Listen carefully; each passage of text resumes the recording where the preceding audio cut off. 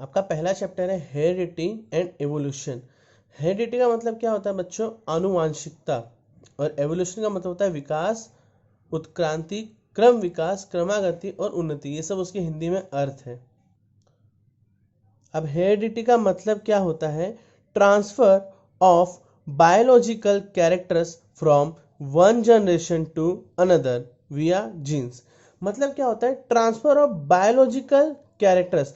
मतलब कैसे कि आपके या मेरे माता पिता मोटे हैं, पतले हैं, लंबे हैं, गोरे हैं, ठीक है? तो हमारे माता पिता अगर लंबे तो मतलब चांस होता है कि बच्चा भी लंबा हो। From one generation to another मतलब माँ बाप से बच्चों में जाना। वाया जीन्स किसके थ्रू जाता है? जीन्स के थ्रू जाता है। इसमें सबसे महत्वपूर्ण भूमिका यानी इंपॉर्टेंट रोल, जो इंपॉर्टेंट फैक्टर है वो किसका है? डीएनए का है। तो देखो बहुत सारे बच्चों को डीएनए और जीन में भी बहुत डाउट होता है, तो वो यहाँ पे सॉल्व करने की कोशिश की गई है।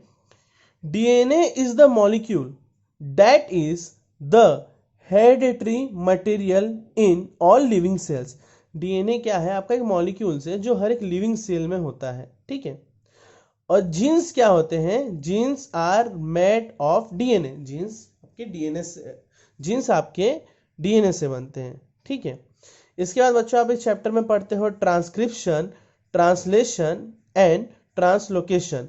और इसमें आप पढ़ते हो पहले सेंट्रल डोग्मा। क्या पढ़ते हो? सेंट्रल डोग्मा, ठीक है? नहीं समझ में आया तो वीडियो पीछे करके आप स्टार्टिंग से देख सकते हो। एक बार फिर से मैं फिर भी बताता हूँ। हेरिडिटी मतलब क्या होता है? आपका transfer of biological characteristics from one generation to another. मतलब आपने देखा ना, कुत्ता बिल्ली वो लोग एक पीढ़ी से दूसरी पीढ़ी अपने जीन के थ्रू क्या करते हैं? बायोलॉजिकल कैरेक्टरिस्टिक्स को ट्रांसफर करते रहते हैं, ठीक है? अब आइए हम ये होता कैसे? जो बायोलॉजिकल कैरेक्टरिस्टिक्स जो जीन के थ्रू हो रहा है वो जाता कैसे, वो हम समझेंगे। तो इसमें पहला आता है आपका ट्रांसक्रिप्शन। पहला क्या आता है आपका? ट्रांसक्रिप्शन, ठीक है? इसमें क्या होता है? आप जो डीएनए होता है, ये आपका जो डीएनए है आप देख सकते हो, आपने स्टैंडर्ड 9 में पढ़ा होगा। तो डीएनए एक अपनी कॉपी बनाता है, दो कॉपियां बनाता है वो। एक अपनी कॉपी बनाता है और एक डीएनए से आरएनए का मॉलिक्यूल बनता है। जब डीएनए से आरएनए का मॉलिक्यूल बनता है उसको बोलते हैं ट्रांसक्रिप्शन। इस प्रोसेस को कहा जाता है ट्रांसक्रिप्शन। और ये आपका नॉर्मली ऐसे होता है 5-3 मतलब ATG GTACT, ये आगे पीछे हो सकता है, ठीक है? आप मतलब बस ये ध्यान दीजिए। और जब आरएनए से प्रोटीन्स बनने की प्रक्रिया को हम लोग बोलते हैं ट्रांसलेशन। क्या बोलते हैं उसको? ट्रांसलेशन, ठीक है? और इसको ही हम लोग कहते हैं सेंट्रल डोग्मा। सबसे पहले क्या होता है? डीएनए आता है। तो डीएनए का देखो आप, आरएनए में ATG ये सब बनते हैं। इसमें एमआरएनए और टीआरएनए होता है। जो एमआरएनए होता है उसके जो 3 के कोडॉन्स होते हैं, जो टीआरएनए होता है उसका उल्टा होता है, उसका ट्रिपलेट कोडॉन होता है। जैसे ए के आगे टी आएगा, जी के आगे सी आएगा। ये जो छोटे छोटे ट्रिपलेट कोडॉन्स बनते हैं, इनसे इनके मॉलिक्यूल से क्या बनता है? प्रोटीन। और यही होता है आपका सेंट्रल डोग्मा। एक बार आप टेक्स्ट बुक रीड कर लीजिए, आपको एकदम अच्छे से समझ में आ जाएगा। उसके बाद इसके बाद बच्चों हम लोग पढ़ते हैं एवोल्यूशन यानी उत्क्रांति। एवोल्यूशन मतलब उत्क्रांति। इसमें पहले क्या पढ़ते हैं हम? एवोल्यूशन के बारे में। कैसे? ग्रेजुअल चेंज है। ग्रेजुअल चेंज किसमें होता है? लिविंग ऑर्गेनिज्म में होता है, ओवर अ लॉन्ग ड्यूरेशन। क्या है? Evolution, gradual change, living organism, over a long duration. तो आपकी टेक्स्ट बुक के हिसाब से 3.5 बिलियन ईयर्स मतलब 350 करोड़ साल लगभग। तो आपका अमीबा हो गया, एनिमल डाइवर्सिटी हो गया, ये इतने टाइम लगे। अभी आप देख सकते हो ना, बायोलॉजिकल डाइवर्सिटी आपने एक चैप्टर पढ़ा होगा स्टैंडर्ड 8 में, मे बी 8 या 7 में। तो आप देख सकते हो कि बहुत सारी विविधता पाई जाती है। जैसे कुत्ता हो गया, बिल्ली हो गया। अब एवोल्यूशन को ही देख लो ना, कभी ना कभी टीचर आपको ताना मारी होगी, बंदर है, बंदर कैसे है। तो हम लोग पढ़े हैं कि हमारे पूर्वज बंदर थे। तो बंदर से इंसान बनने में क्या हुआ? Gradual change, living organism. हम बंदर से इंसान जो हम बने उसमें कैसा हो गया? ओवर अ लॉन्ग ड्यूरेशन, बहुत ही लंबा समय लग गया। इसके बाद आती है theory of evolution. First living material, जो पहला जिंदा मटेरियल था, has been formed in ocean. वो कहाँ पाया गया? समुंदर में पाया गया।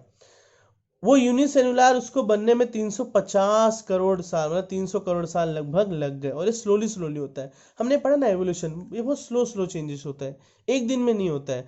ये कुछ इस तरीके से होता है। अगर आपको बॉडी बनानी है तो आप जिम जाओ, एक दिन में आपकी बॉडी नहीं बनेगी, ठीक है? बात समझ में आ रही है आपको? एक दिन में कुछ होता है। जैसे एक दिन में आप खाना खा ले तो मोटे नहीं हो जाओगे एक दिन के खाना खाने से, ठीक है? थ्योरी ऑफ एवोल्यूशन क्या है, first living material has been formed in ocean, तो पहला जिंदा मटेरियल ओशन में पाया गया। आप डिस्कवरी वगैरह में देख सकते हो, आप बचपन से आपने पढ़ा और सुना भी होगा। और यूनिसेलुलर, उसको सिंगल सेल बनने में लगभग 300 करोड़ साल लग गए। स्लोली स्लोली प्रोसेस होता है। फिर है आपका एविडेंस ऑफ एवोल्यूशन, ये आपको टेक्स्ट बुक में बहुत ही सुंदर तरीके से आपके टेक्स्ट बुक में दिया गया है, पेज नंबर 4 पे। बच्चों टेक्स्ट बुक पढ़नी बहुत ज़्यादा जरूरी है, बहुत मतलब बहुत ज़्यादा जरूरी है। आप लोग टेक्स्ट बुक नॉर्मली पढ़ते नहीं हो, ये गलत बात है। तो एविडेंस ऑफ एवोल्यूशन, तो इसमें पहला है आपका मॉर्फोलॉजिकल एविडेंस। मॉर्फोलॉजिकल आप एविडेंस आप देख सकते हो, इसे पढ़ो आप, जो कुत्ते हैं, कुत्तों का एवोल्यूशन हो गया, या बहुत सारे फलों का एवोल्यूशन हो गया। लेकिन एक बात गौर करने वाली बात है, एक फन फैक्ट आपको बताना चाहता हूँ कि एवोल्यूशन बाय नेचुरल सिलेक्शन, आगे आप पढ़ोगे चार्ल्स डार्विन की थ्योरी, नेचुरल सिलेक्शन ही जरूरी नहीं, आर्टिफिशियल भी होता है। आप लोगों ने देखा होगा कि साइंटिस्ट लोग, अभी जो बेर आपने देखा होगा, एक हरे कलर का मीठा मीठा बड़ा बेर आता था, तो सेब और इसको करके वो बेर बनाया गया है, ठीक है। दूसरा है एनाटॉमिकल एविडेंस, तो एनाटॉमिकल आप देख सकते हो, हम मनुष्य का हाथ, फिर आपका आपकी बिल्ली का, ठीक है, फिर आप ये बैट का देख सकते हो, ठीक है। मतलब आप देख सकते हो कि बहुत सारे चेंजेस है। फिर आप ये पढ़ते हो वेस्टेज ऑर्गन्स, तो बहुत सारे ऑर्गन्स के अब हमें, जैसे ये अपेंडिक्स हो गया, पहले होता था बट अब नहीं होता है, ठीक है। तो मतलब जैसे जैसे मनुष्य विकास कर रहा है, मतलब उसकी एवोल्यूशन हो रहा है, तो चेंजेस आते जा रहे हैं, हमें जिसकी जरूरत है हम उसे निकाल देते हैं। उसके बाद आप फिर ये भी देख सकते हो आपका पैलेंटोलॉजिकल एविडेंस, तो इसमें क्या होता है, आपने बचपन में डिस्कवरी में बड़े मन से देखा होगा कि डायनासोर वगैरह थे, बड़ी बड़ी मच्छियाँ थी, ठीक है। तो वो सब धीरे धीरे डिकम्पोज होते गए, फिर उससे आपका बाद में फॉसिल फ्यूल वगैरह ये सब भी बना। आप ये सब भी देख सकते हो, बहुत सारी मच्छियाँ। टेजू बच्चों आपकी बहुत अच्छी, आपको एटलीस्ट पढ़ना चाहिए। फिर आपको कोई भी डाउट रहा, कोई चैप्टर में कोई चीज़ नहीं समझ में आए, कुछ छूट जाए, तो आप हमें कमेंट करना, हम बाद में उसे सॉल्व करने की पूरी पूरी कोशिश करेंगे। फिर आप ये देख सकते हो एविडेंस, एक और आपको सबूत दिया गया है, एम्ब्रोसियोलॉजिकल एविडेंस। तो इसमें देखो आप फर्स्ट स्टेज में देख सकते हो बच्चे लगभग सब सेम ही हैं। दूसरे स्टेज में देखो थोड़ा थोड़ा चेंजेस हुआ है। तीसरे स्टेज में देखो लगभग पूरा चेंज हो जाता है। इसके बाद हम लोग Darwin's theory of natural selection पढ़ेंगे। Darwin's theory of natural selection, तो ये क्या बोलते हैं, सर्वाइवल ऑफ फिटेस्ट। ये बहुत ही फेमस थ्योरी, बहुत ही मजबूत थ्योरी है। ये आज भी बच्चे लोग को पढ़ाई जाती है विज्ञानी के बारे में। इनके कुछ ड्रॉबैक्स थे, जैसे natural selection is not only factor, मतलब सिर्फ नेचुरल सिलेक्शन एक फैक्टर नहीं है। आपने देखा होगा कि साइंस ने बहुत सारे क्रॉसब्रीड तैयार किए हैं। जैसे एग्जांपल अगर मैं दूं तो लाइगर है, ठीक है, बहुत सारे ऐसे एग्जांपल है जो कि लैब में भी ऐसे कुछ जानवरों को बनाया गया है। आपको उसके बारे में इजीली इंफॉर्मेशन नेट पे मिल जाएगी। यूजफुल एंड यूजलेस, तो ये भी हमारे डार्विन भाई साहब नहीं बता पाए थे, अब क्या करें, वो टाइम संसाधन वगैरह कम थे, ठीक है। स्लो चेंजेस एंड एब्रेट चेंजेस, यानी फास्ट चेंजेस, जो स्लो और फास्ट चेंजेस होता है वो हमारे डार्विन भाई साहब नहीं बता पाए थे, उनकी कुछ कमियां थी, ठीक है, कोई बात नहीं। लेकिन सर्वाइवल ऑफ फिटेस्ट, जो मजबूत रहेगा वो टिका रहेगा भैया, ठीक है। हाँ,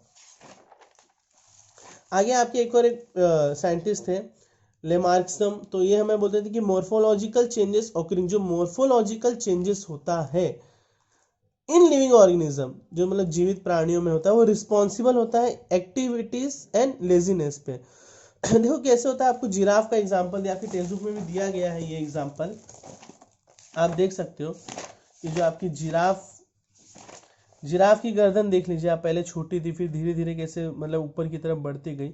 तो ये भाई साहब भी बोलते हैं कि मॉर्फोलॉजिकल चेंजेस ऑक्यूरिंग, जो मॉर्फोलॉजिकल चेंजेस हैं इन लिविंग ऑर्गेनिज्म, रिस्पॉन्सिबल है उनकी एक्टिविटीज और लेजीनेस पे, दोनों चीज़ों पर वो निर्भर करती हैं। फिर उसके बाद हम आगे ये पढ़ते हैं, स्पेशिएशन हो गया, फिर ह्यूमन एवोल्यूशन हो गया। तो देखो मैंने बोला था ना हमारे पूर्वज बंदर थे, तो पहले हम ऐसे थे, फिर हम गुलांटी मारने लगे, फिर उल्टी गुलांटी भी मारने लगे, मतलब ये देखो कितने सालों का टाइम लग गया हमें यहाँ से यहाँ यहाँ यहाँ यहाँ आने में। अब तो मेरे ख्याल से कुछ साल बाद इधर एक और आ जाएगा कि हम लोग मोबाइल फ़ोन लिए हुए हैं, बस latest update, journey of human, ठीक है। तो ये हमारे ह्यूमन एवोल्यूशन, एवोल्यूशन बहुत धीरे धीरे होता है, बहुत धीरे धीरे होता है, कोई भी चीज़ स्पॉन्टेनियस नहीं होती। जो चेंजेस होते हैं आपका एवोल्यूशन है वो बहुत धीरे धीरे होता है वो, ठीक है। तो आपका फिलहाल ये चैप्टर है यहाँ पर, आपको कोई भी डाउट रहा तो आप हमें कमेंट कर सकते हो, हम पूरी सॉल्व करने की कोशिश करेंगे। और स्पेशली हमें चैप्टर पर चर्चा हम करने वाले हैं, तो आपको जो भी नहीं समझे आप हमें बताइए, हम आपको डिटेल में उसमें बताने की पूरी पूरी कोशिश करें। सबसे जरूरी बात है कि आपको ये पढ़ना है भैया, अगर ये नहीं होती ना तो कुछ नहीं होता, ना क्लास होता, ना आपके बोर्ड एग्जाम होते, ना कुछ होता। ठीक है, ना कोई डाइजेस्ट, ना तो कोई नोट्स होते। तो आपको टेक्स्ट बुक दी गई है पढ़ने के लिए, इसका यूज़ कीजिए। ओके, बाकी मिलते हैं चैप्टर पर चर्चा पर। आपको जो भी डाउट है आप कमेंट कर दीजिए।